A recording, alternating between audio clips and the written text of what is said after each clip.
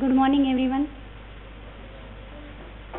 Today class on fat soluble vitamins. Fat soluble vitamins A, D, E, K.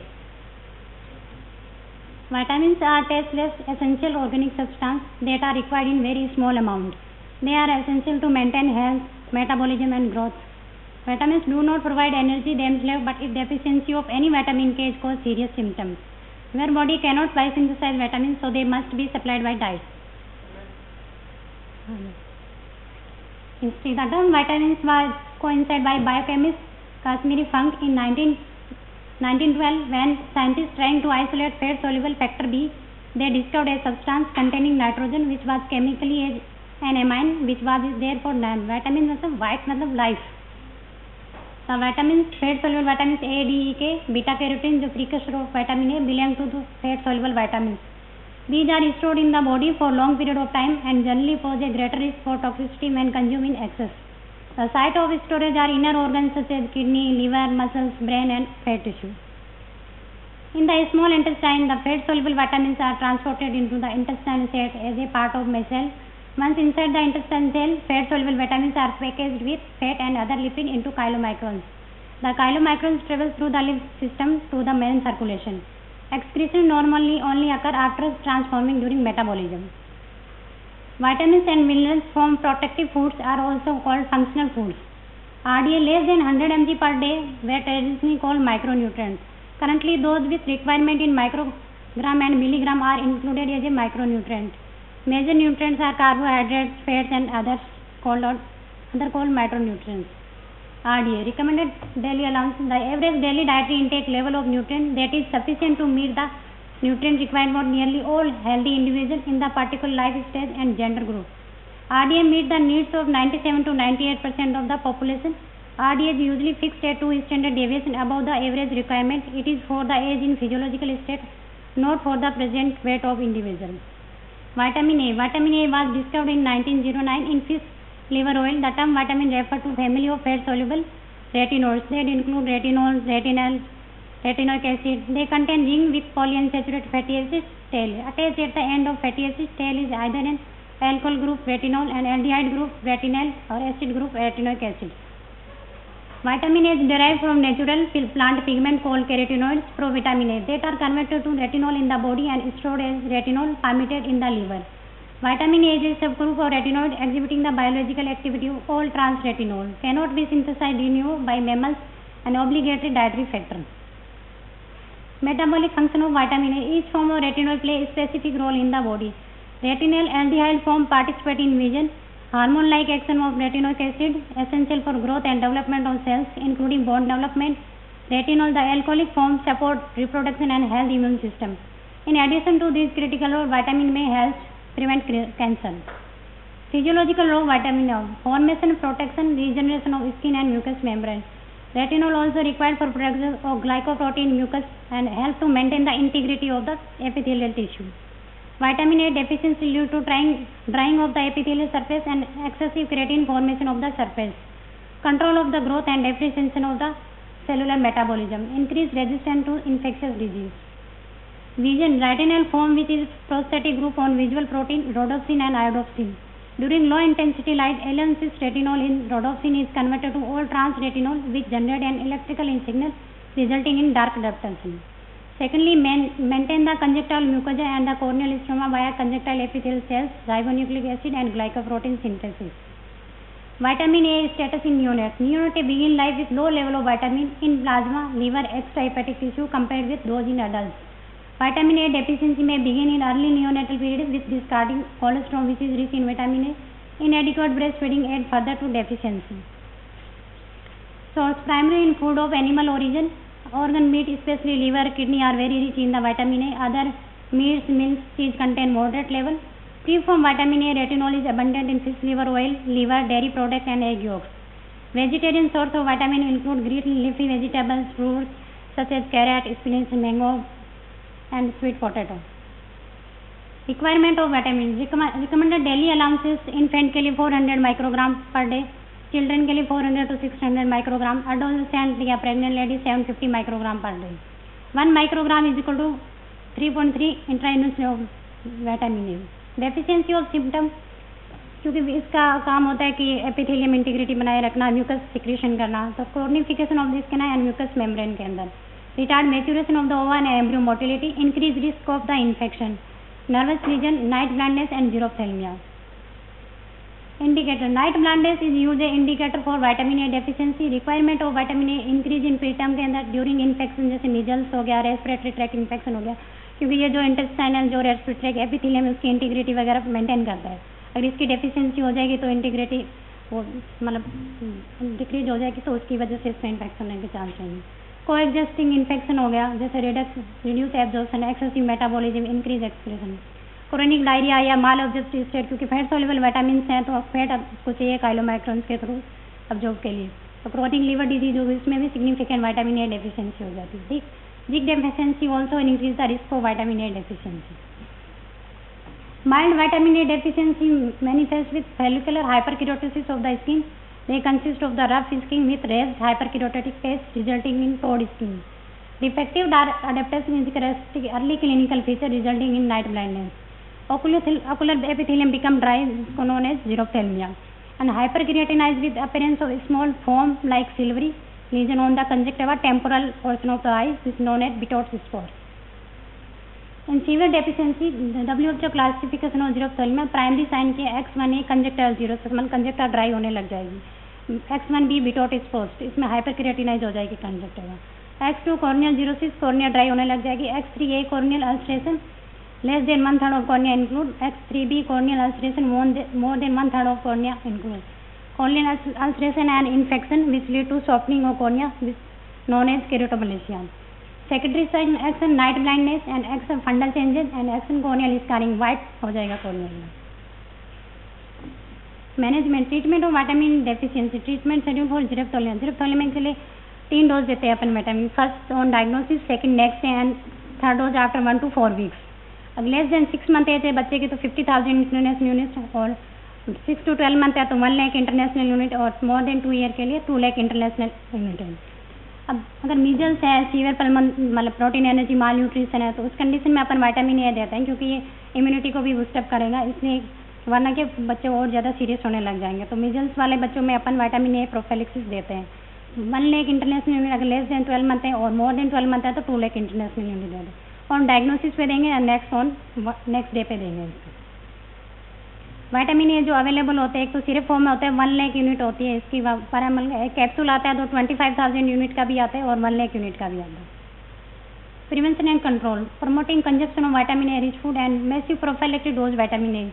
जो मतलब family health fair है, उन्होंने प्रोफाइलेक्ट vitamin A start किया। First dose देंगे 9 month पे measles के साथ। पहले ओनली मीजल्स वैक्सीन होती थी 9 मंथ पे, अब measles and rubella MR first dose देते हैं। उसके टाइम फर्स्ट डोज देंगे, सेकेंड डोज जो बूस्टर डोज होगी DPT उसके टाइम देंगे, जो पेंटावेलेंट आ गई अभी। फिर उसके बाद 2 लाख इंटरनेशनल इम्यूनिटी हर 6 मंथ देंगे अपार्ट टिल 5 ईयर हो गए। अब toxicity, hypervitaminosis, chronic daily intake more than 5,000 units many months, toxic in children, no antidote for hypervitaminosis, most important is to prevent toxicity. Extreme hypervitaminosis is fatal, sign of acute toxicity is pseudotumor cerebri which includes headache, vomiting, early sign irritability, bulging fontanelle and diplopia. Chronic toxicity may be anorexia, dry skin, alopecia, painful joints and hepatosplenomegaly. Early in pregnancy, severe congenital malformation may occur in the fetus. WHO recommend that vitamin intake during pregnancy for treating deficiency should not exceed daily dose of 10,000 international units per day और 25,000 weekly. किरेटिनोडर्मिया, इसके अंदर beta carotene मतलब excessive formation हो जाता है, तो skin का yellow pigmentation हो जाता है एक्सेप्ट स्क्लेरा। डिसकंटिन्यू करेंगे तो 4 to 6 वीक में रिजोल्व हो जाएगा। Vitamin K was discovered in 1929, alpha natural source of बायोग्लोटिव। Vitamin K is generic term for vitamin K is phylloquinone, K2 menaquinone and K3 menadione. Green leafy vegetable, liver, plant oils are rich in vitamin K1. Vitamin K is produced mainly intestine by bacteria.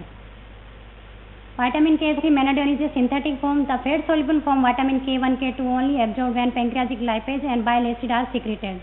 This is not necessary for water soluble vitamin K3. All three forms serve as a basis for production of menaquione 4. This is highly active in the metabolism. Requirement of vitamin K. Breast milk contain only small amount 2 microgram per liter filoquine. Breastfed infants should receive additional vitamin K dose to prevent hemorrhagic disease or newborn at time of birth. Requirement increase from 5 microgram per day at birth to 10 microgram per day at 2 years and 10 to 13 microgram per day in older children. Function is a cofactor for gamma glutamyl carboxylase post-carboxylation, converting glutamyl residue in protein to gamma carboxyglutamate. Gamma carboxy residue facilitate calcium binding, carry out protein function. Synthesis of blood coagulation factor like second, 7, 9 and 10. Vitamin K deficiency cause a decrease in protein CS which inhibit blood coagulation and protein Z which also role in coagulation. Clinical manifestation. Most common site of bleeding are gastrointestinal tract, mucosa, cutaneous tissue और newborn के अंदर umbilical जो stump होता है इसके अंदर bleeding बच्चे को होगी, आप देखोगे तो. And intracranial bleeding less common होती है, ये लेट हेमरेजिक डिजीज के अंदर प्रेजेंट होती है. GI blood loss can be severe enough to require transfusion. Most common site of bleeding in late SDN is intracranial and दो cutaneous and GI bleed may be initial manifestation. Intracranial bleeding can cause convulsion, permanent neurological sequelae and death. Older children with vitamin K can be present bruising, mucosal bleeding or more serious bleeding. Beyond infancy, low dietary intake by itself never cause vitamin K deficiency. The combination of the poor intake and the use of broad spectrum antibiotic, जो ICU के अंदर patients होता है या newborn हो या जो younger children होते हैं उसके अंदर अगर लॉन्ग टाइम तक IV एंटीबायोटिक्स देते हैं तो उसके अंदर विटामिन के डेफिशिएंसी होता है, तो वीकली अपन विटामिन के उनको डोज देते हैं प्रोफाइलेक्टिकली, क्योंकि जो K2 होता है वो इंटेस्टाइनल बैक्टीरिया से प्रोड्यूस होता है. अगर इंटेंसिव केयर के अंदर बच्चा है तो प्रॉपर फीड भी नहीं जाती, जो हेल्दी बैक्टीरिया होते हैं वो एंटीबायोटिक से डाई हो जाते हैं, इसलिए उनमें ब्लीडिंग के चांस रहते हैं, तो अपन विटामिन के प्रोफाइलेक्टिक देते हैं उनको 7 days वीकली.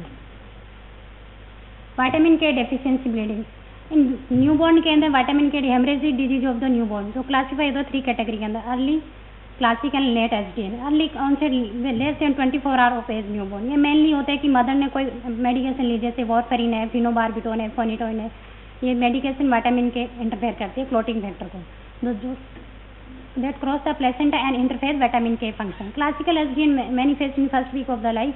एक्सक्लूसिव जो ब्रेस्ट फीड इन्फेंट होता है उसमें मोस्टली और इनिशियली बिकॉज क्यों डिलेड फीडिंग होती है बच्चों के अंदर, तो इंटेस्टाइन के अंदर प्रोड्यूस नहीं हो पाता क्योंकि गट स्टेराइल होता है, तो बैक्टीरिया उस पर एक्ट नहीं करता है. Late SDN most often occur 1 to 2 weeks of the age up to 6 months after birth. Almost all cases are breast feed infant occult malabsorption vitamin K as occur in children with undiagnosed 65 या कोई liver disease होगी, तो क्योंकि mainly liver के अंदर store रहते हैं, वहाँ पे भी ये मेटाबलाइज होता है. अगर लीवर डिजीज होगी तो वहाँ पे उसका सिंथेसिस नहीं हो पाएगा, तो उसकी वजह से क्या फैक्टर जो कोगुलेशन फैक्टर है उनका सिंथेसिस नहीं होगा, तो बच्चे को ब्लीडिंग होगी. विदाउट विटामिन के प्रोफिलाक्सिस इंसिडेंस इज 4 to 10 पर like newborn. Treatment infant with vitamin K deficiency should receive 1 mg parenteral vitamin K. Prothrombin time should decrease within 6 and normalise within 24 hours.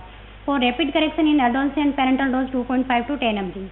Life threatening bleeding है, अगर continue bleeding हो रही है अपन vitamin के भी दे दिया, फिर तो अपन FFP fresh frozen plasma transfuse करते हैं कंटिन्यू जब तक ब्लीडिंग स्टिफ नहीं हो, या फिर अपन इनफ्रिक्वेंट बीच में 12 hourly अपन इसको ट्रांसफ्यूज कर सकते हैं जब तक PTINR नॉर्मल नहीं होता.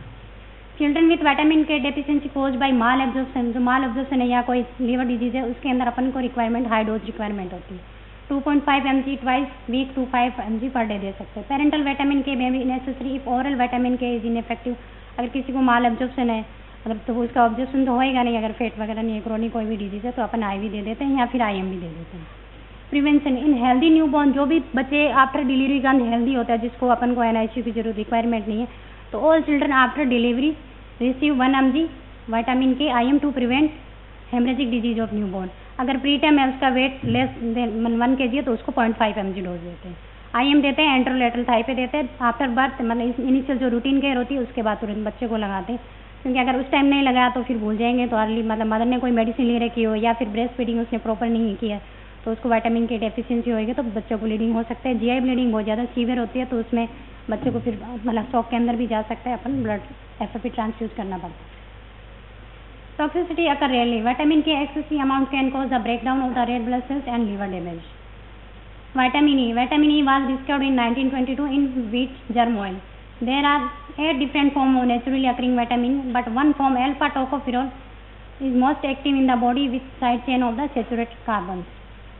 फंक्शन विटामिन E का फंक्शन होता है जो एंटी ऑक्सीडेंट रिसर्च बाइकोमेल फंक्शन आर नॉट नेम. एक group 8 compounds with similar structure and antioxidant activity. Most potent memory is alpha tocopherol, the main form in humans के अंदर.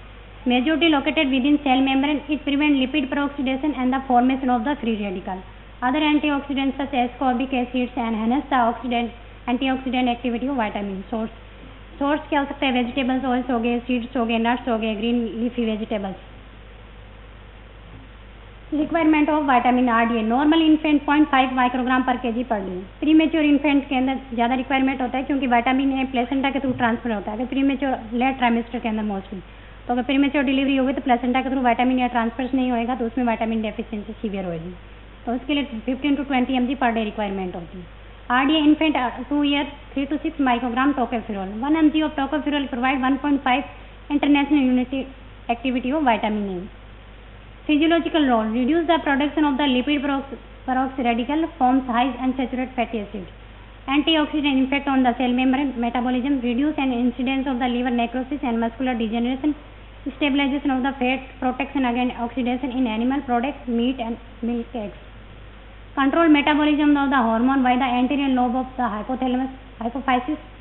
Maintain membrane stability, especially of the cardiac and skeletal muscles. Control the development and function of the gonads. Stimulate antibody production, phagocytosis and bactericidal effect of phagocytes. Protects against abortion. Deficiency symptom: damage to cardiac muscles and skeletal muscle leads to dystrophy and myopathy. Sudden death through the damage to heart muscles, Mulberry heart disease. Fertility disorder, change in the vascular and nervous system, nutritional and encephalomalacia. Premature infants are particularly susceptible to vitamin A deficiency. Significant transfer of vitamin A during the last trimester of pregnancy.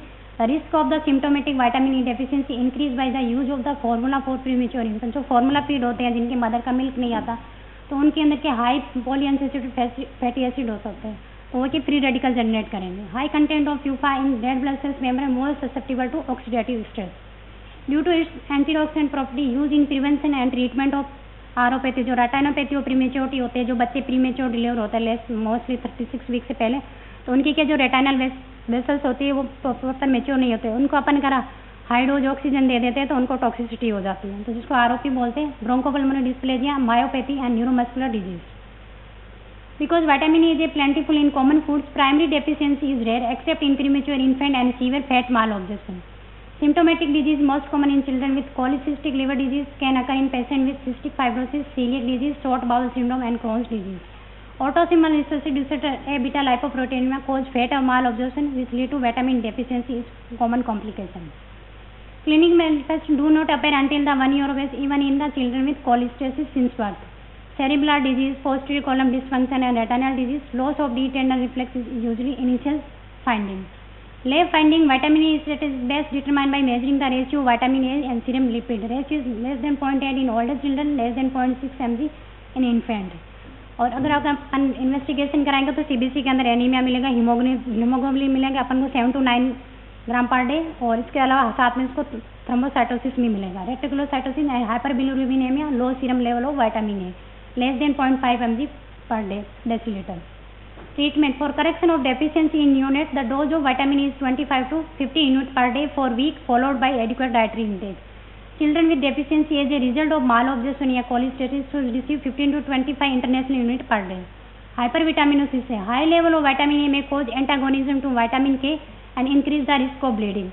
Occasionally वैसे toxicity नहीं होती, कभी कभार इसकी toxicity हो सकती है जिसमें muscle weakness, fatigue, nausea, diarrhea are reported in person ingesting more than 100 mg per day for several months. Vitamin D was discovered in 1918 in fish liver oil. Vitamin D calciferol is also called sunshine vitamin because it derived from the reaction between ultraviolet rays and formed cholesterol found in the skin. Vitamin D refer to precursor होता है active vitamin D 125 dihydroxy vitamin D, नाइमेक्स calcitriol. Vitamin 2 form से होता है, vitamin D2 जिसको ergocalciferol बोलते हैं, obtain mainly from diet, and vitamin D3 cholecalciferol, ये found in cod liver oil, oily fish is the form of synthesise in the skin. Without vitamin D, only 10 to 15% of dietary calcium and about 60% of phosphorus will be absorbed. Physiological role of vitamin D. Vitamin D has no direct metabolic activity. 125 dihydroxy vitamin D is form of the active with largest biological effect. It regulates calcium and phosphorus absorption and metabolism, control blood pressure. It promotes germ cell production, increase the performance of the immune system and inhibit autoimmunization. Metabolism of vitamin. Vitamin D2 form होते हैं D2 and D3.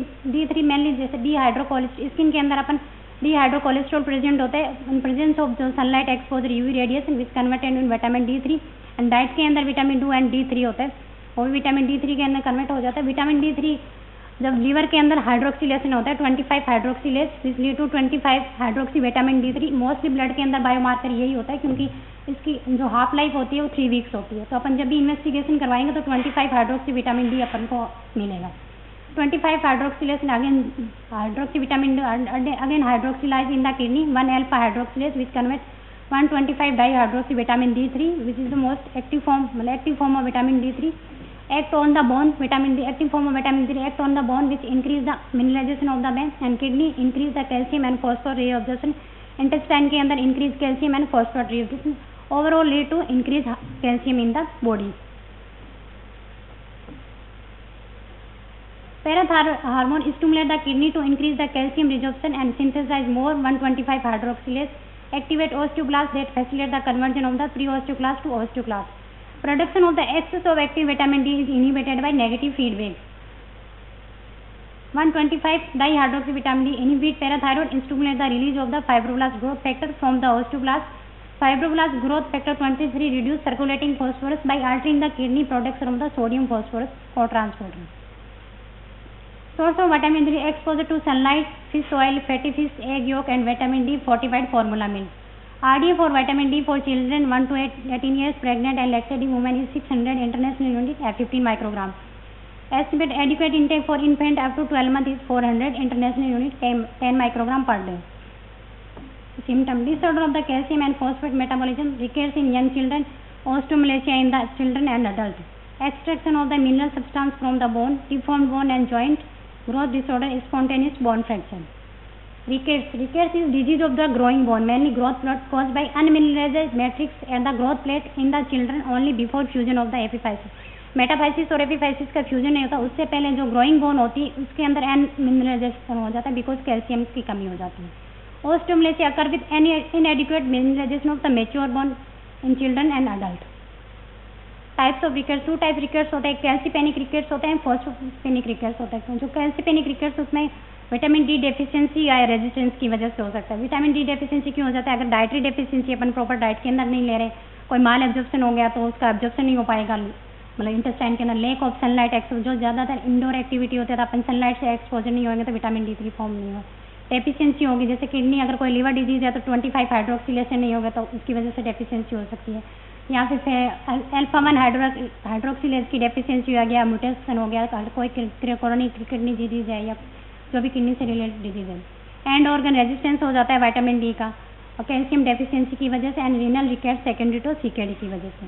Renal tubular phosphate losses किसके अंदर हो जाता है कि अगर renal Fanconi syndrome है या डाइटरी फॉस्फेट डेफिशिएंसी हो गया या फॉस्फेट का माल ऑब्जर्प्शन आ गया या आइसोलेटेड फॉस्फेट लॉस हो गया कि हाइपोफॉस्फेटिक रिकेट्स हो गया। न्यूट्रिशनल रिकेट्स के क्या क्या रिस्क फैक्टर हो सकता है? अगर मैटरनल फैक्टर, अगर मदर में विटामिन डेफिशिएंसी है तो बच्चा बर्थ के टाइम विटामिन डी डेफिशिएंसी होगी, उसको कैल्शियम भी होगा तो बच्चा को सीजर आ सकता है, उसको सीजर मतलब सीजर अपन को प्रेजेंट कर सकता है। विटामिन डेफिशिएंसी क्योंकि डार्क स्किन अगर पिगमेंटेशन है तो एक्सपोजर अच्छे से नहीं होगा, फुल बॉडी क्लोथिंग है तो भी एक्सपोजर नहीं हो पाएगा। हाई प्लेटिट्यूड ड्यूरिंग विंटर या स्प्रिंग सीजन के अंदर, या फिर लो विटामिन डी डाइट के अंदर है, मदर को लो कैल्शियम डाइट है, पॉवर्टी या malnutrition. Infant and childhood factor क्या हो सकता है कि neonatal vitamin deficiency secondary to maternal, मतलब मदर को डेफिशिएंसी है फिर विटामिन डेफिशिएंसी की वजह से। लैक ऑफ इन्फेंट सप्लीमेंटेशन, मतलब WHO ने क्या कि जो न्यूबॉर्न होता है after birth to up to 1 year age, मतलब 400 इंटरनेशनल यूनिट एवरी बच्चे को अपन विटामिन डी सप्लीमेंट्स देना है प्रिवेंशन के लिए कि उसको विटामिन डी डेफिशिएंसी ना हो। Low vitamin D and calcium low diet, poverty, malnutrition, special diet होगी। क्लिनिकल फीचर के मेनली जैसे लेग डिफॉर्मिटी या मतलब बोनी डिफॉर्मिटी होती है, जैसे रिस्ट वाइडिंग होगी या लोअर लेग के अंदर बो लेग हो गया, नोकनी होगी, उसके अंदर जेनुएरम जेनुएलगम हो जाएगा, या फिर डबल मेल्यूलाई रिस्ट के अंदर अपन को रिस्ट की वाइडनिंग मिलेगी। डिलेड डेंटिशन, सबसे पहले कि बच्चों को इंसाइजर टीथ अगर 10 मंथ तक भी नहीं आता, मोस्टली 7 मंथ के अंदर इंसाइजर आ जाता है। अगर बच्चे को 10 मंथ हो गए इंसाइजर टीथ नहीं आया या फिर no molar teeth by age of 18 month, respiratory infection हो सकता है, एटेलेक्सिस हो सकता है, बैक के अंदर स्कोलियोसिस, काइफोसिस, लोडोसिस, एक्सट्रीमिटी के अंदर अनलार्जमेंट ऑफ द रिस्ट हो जाती है क्योंकि बोन प्रॉपर हाइपरट्रॉफी हो जाती है बोन के अंदर, इसके अंदर, क्योंकि फॉस्फोरस भी लो हो जाता है। फॉस्फोरस लो हो जाता है, फॉस्फोरस का क्या होता है कि एपोप्टोसिस करवाता है बोन का। एपोप्टोसिस के बाद में फिर कैल्शियम डिपोजिशन होता है, तो उसमें क्या कि बोन की वाइडनिंग होने से लग जाएगी अपन को। तो जब भी आप ब्रेस्ट में देखोगे तो बच्चे के इस साइड जो होगा ना, अपने ये रेडियस वाली साइड, यहाँ पे प्रोमिनेंट मिलेगा। आप जो सभी बच्चे आएंगे थोड़े हेल्दी से बच्चे उनके अंदर। Deformity valgus deformity of one leg and with various deformity other legs, anterior Boeing of tibia and femur coxa वगैरह। अगर विटामिन डी डेफिशिएंसी बच्चे को हाइपोकैल्सीमिया होगा तो उसको टिटनी हो सकती है, सीजर हो सकता है। हाइपोकैल्सीमिया के मसल्स के अंदर इन्वॉल्व होता है, तो लेरिंजियल जो मसल्स होती है वो वीक हो जाती है, तो स्ट्राइडर हो सकता है because of the laryngeal spasm. जैसे फेलियर टू ट्राई, मतलब अपने पास बच्चा कैसे प्रेजेंट कर सकता है failure to thrive. Head to toe examination अपन करेंगे तो सबसे पहले अपन देंगे कि हेड के अंदर क्या है। बच्चे के एंटीरियर फ्रंटनल होते हैं मोस्टली 18 मंथ पे अपन के कि वो क्लोज हो जाता है, उसके क्या वाइडनिंग हो जाएगी एंटीरियर फ्रंटनल। ये जो मतलब फ्रंटल हेड होता है, जो फ्रंटल बोन रहता है वहाँ पे बच्चे को बोसिंग मिलेगी, यहाँ से प्रोट्रूड मिलेंगे बच्चे को, आप देखोगे तो उस हिसाब से क्रेनियोटेप्स मतलब सॉफ्टनिंग हो जाएगी उसकी क्रेनियल बोन की।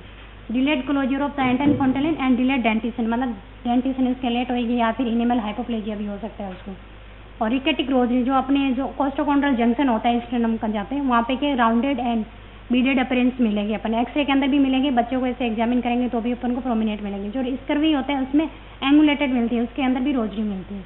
और हैरिसन सेल का इसमें क्या आता है कि अपन जो डायफ्राम जो लोअर रिब केज होता है, जहाँ पे डायफ्राम का इंडेंटेशन होता है, वहाँ पे के जो अपनी चेस्ट वॉल होते हैं वीक हो जाती है, तो वो वहाँ पे फोल्ड कर लेती है, तो अपन को इंडेंटेशन मिलेगा वहाँ पे mainly attachment of the diaphragm, जिसको बोलते हैं अपन हैरिसन सेल का। एक्सपेंशन ऑफ द मेटाफाइसिस स्पेलिस्ट, bowing of the weight bearing bone, hypotonia and scissor.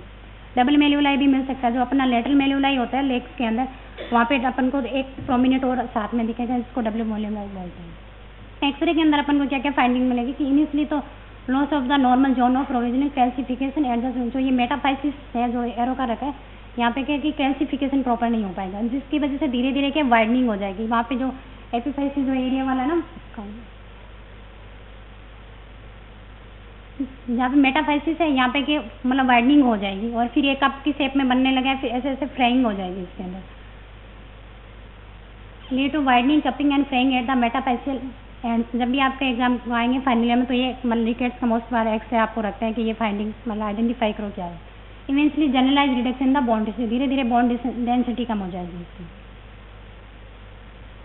Diagnosis, initial laboratory test के अंदर अपन लेबोरेटरी टेस्ट क्या कराएंगे कि बच्चे को अपन सस्पेक्ट कराएंगे कि यहाँ इसको विटामिन डी डेफिशिएंसी हो सकती है, तो अपन सीरम कैल्शियम कराएंगे, फॉस्फोरस कराएंगे, एल्कलाइन फॉस्फेट कराएंगे, पैराथायरॉयड हार्मोन कराएंगे, 25 hydroxy vitamin D and 125 dihydroxy vitamin D, creatinine and electrolyte. Normal जो विटामिन डी डेफिशिएंसी जो न्यूट्रिशनल रिकेट्स होते हैं उसके अंदर अपन को हमेशा पैराथायरॉयड हार्मोन अपन को इंक्रीज मिलेगा, तो इसमें कि कैल्शियम लो नॉर्मल हो सकता है, फॉस्फोरस लो होगा, एल्कलाइन फॉस्फेट इंक्रीज हो जाएगा क्योंकि ऑस्टियोक्लास्टिक एक्टिविटी बढ़ जाएगी, तो उसकी वजह से एल्कलाइन फॉस्फेट इंक्रीज मिलेगा, पैराथायरॉयड हार्मोन भी इंक्रीज होएगा इसमें, और 25 डाई हाइड्रोक्सी विटामिन ये भी डेफिशिएंसी होगी। क्लासिफिकेशन अपन इन्वेस्टिगेशन करा लिया तो अपन कैसे क्लासीफाई करेंगे कि यहाँ रेंज क्या है इसकी, ये विटामिन डेफिशिएंसी है कि नहीं है। अगर डेफिशिएंसी अगर अपन 12 नैनोग्राम पर ml से कम आएगा तो उसको डेफिशिएंसी बोलेंगे, इनसफिशिएंट 12 to 20 नैनोग्राम पर ml and sufficient more than 50 nanogram पर ml। टॉक्सिसिटी का बोलेंगे जब 100 नैनोग्राम पर ml विथ हाइपरकैल्सीमिया और हाइपरकैल्सियूरिया, यूरिन के अंदर भी कैल्शियम ज़्यादा रहा है तो अपन उसको टॉक्सिसिटी बोलेंगे more than 100 nanogram per. Treatment, 2 strategy for treatment के लिए, एक तो स्टोस थेरेपी होती है जिसमें अपन oral vitamin D single dose दे सकते हैं 6 लैख इंटरनेशनल यूनिट, IM भी दे सकते हैं और ऑरल भी दे सकते हैं 1 डे के अंदर, और इसके अलावा 60,000 इंटरनेशनल यूनिट एवरी मतलब 10 डेज देंगे तो 6 लाख कंप्लीट हो जाएगी। अल्टरनेटिव स्ट्रेस रेजिम ये क्या है कि आप daily vitamin D 2000 international unit for 3 months तक देखो कंटिन्यू, स्टोस थेरेपी या अल्टरनेटिव कोई भी रेजिम अप्लाई करो। उसके बाद अपन को जब वो रेजिम 3 मंथ के कंप्लीट हो जाएगी तो अपन उसके बाद रूटीन जो इंटेक होता है विटामिन डी 400 इंटरनेशनल यूनिट है पर मतलब 1 ईयर ओल्ड के लिए तो 400 और 1 ईयर अबव वाले के 600 वो अपन मेंटेनेंस के लिए उसको देंगे, और साथ में कैल्शियम भी देंगे 30 to 75 mg पर kg पर day for 2 months, minimum 500 mg per day. And phosphorus, the dietary intake usually provided by milk और other dairy product, although calcium supplement may be needed in some patients. Monitoring अपन ने vitamin D nutritional rickets है, vitamin D अपने supplement देख लिया तो अपन कैसे मतलब पता कराएंगे कि बच्चे को हाँ इम्प्रूविंग है क्या है, तो उसकी मॉनिटरिंग करनी है अपन को। तो radiograph should be obtain at 4 week. अपन को क्या 4 वीक पे रेडियोग्राफ कराएंगे तो उसके अंदर विटामिन डी हीलिंग के साइन मिलेंगे। And 12 week to look for the evidence of the healing. Serum calcium phosphate alkaline phosphatase and serum 25 hydroxylate vitamin must be repeated after 12 week. जो बायोकेमिकल रिएक्शन है अपन जो केमिस्ट्री वाली है वो अपन को 12 वीक पे रिपीट करनी है to measure the response and toxicity. If radiological healing and normalisation of the biochemical parameter is not ended after 2 weeks, therapeutic dose of vitamin D and calcium should be continued. Investigation for refractory recurrence is done. Maintenance dose of vitamin should be started once complete healing has been achieved. Prevention के लिए 400 international of vitamin D to infant less than 1 year old and older children 600 international unit per day. Hypervitaminosiटी overdose अगर अपन 2000 to 3000 international unit for several month अगर use करेंगे तो उससे hypervitamin D की ओवरडोज हो जाएगी। More than 100 nanogram per ml अपन को इन्वेस्टिगेशन के अंदर इसकी जो रिपोर्ट्स आएगी तो lead to hypercalcaemia, hypercalciuria lead to renal stone, nausea, anorexia, vomiting and mental confusion, polyuria and hypertension. Refractory rickets किसको बोलेंगे? Rickets that does not respond to usual treatment of the nutritional rickets is called the refractory rickets. Diagnosis is made in patient with no radiological healing after vitamin D therapy. It can be broadly classified into two categories: defect in vitamin D metabolism and low phosphorus disorder. Vitamin जो metabolism में defect है उसमें vitamin D dependent rickets आता है। 2 types होते हैं। They are autosomal recessive inheritant rickets are seen in infant between 3 to 6 months of age who do not respond to adequate therapy of nutritional rickets. Type 1 vitamin D dependent resistant autosomal recessive disorder, इसमें mutation हो जाता है gene alpha 1 hydroxylase preventing का conversion जो kidney के अंदर alpha 1 hydroxylase होता है उसमें क्या म्यूटेशन हो जाता है, इसकी वजह से उसको डेफिशिएंसी हो जाती है तो वो 25 हाइड्रोक्सिलेज को 125 डाई हाइड्रोक्सी विटामिन के अंदर कन्वर्ट नहीं कर पाता तो 125 जो डाई हाइड्रोक्सी विटामिन है एक्टिव फॉर्म है उसकी डेफिशिएंसी हो जाती है उसमें। दे में सो सिस्टेमिक हाइपोकैल्सिस सिम्टम्स जो न्यूट्रिशनल रिकेट्स है सेम सिम्टम हो गया। इसके अंदर low serum calcium normal to low phosphate alkaline phosphate is elevated. Type 2 इसमें mutation gene encoding vitamin D receptor autosomal recessive disorder के अंदर क्या जो एंड ऑर्गन रेजिस्टेंस इसमें 125 हाइड्रोक्सी विटामिन प्रेजेंट तो है बट वो के एंड ऑर्गन जो भी किडनी है बोन है उसमें रेजिस्टेंस हो जाता है वो रिस्पॉन्ड नहीं करता है तो normal physical response to 125 hydroxy is prevented. There is end organ resistant to 125 dihydroxy vitamin D3 most present during infancy. All the severe form can be diagnosed as adulthood. 50 to 70% patient have alopecia, they have more severe of disease. तो type 2 है इसके अंदर treatment के अंदर type 1 type 2 के अंदर अपन calcitriol जो active form होते हैं उसकी डेफिशिएंसी होती है तो वो अपन इसको देते हैं 25 नैनोग्राम पर डे उसको देते हैं और उसके साथ अपन फॉस्फोरस भी देते हैं।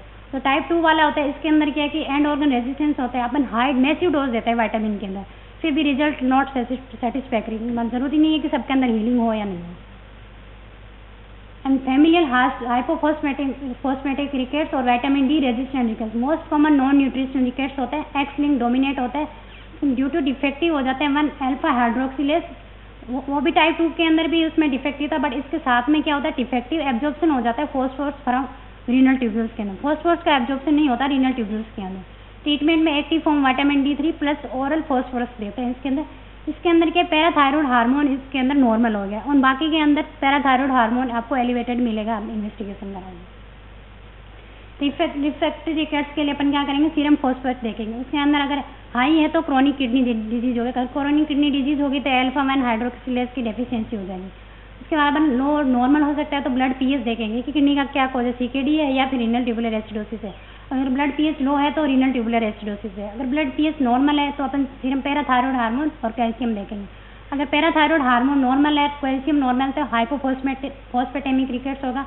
अगर हाई PTH है लो और नॉर्मल कैल्शियम है तो विटामिन डी डिपेंडेंट रिकेट्स जो टाइप 1 है वो टाइप 2 वो अपन को मिलेंगे। Thank you.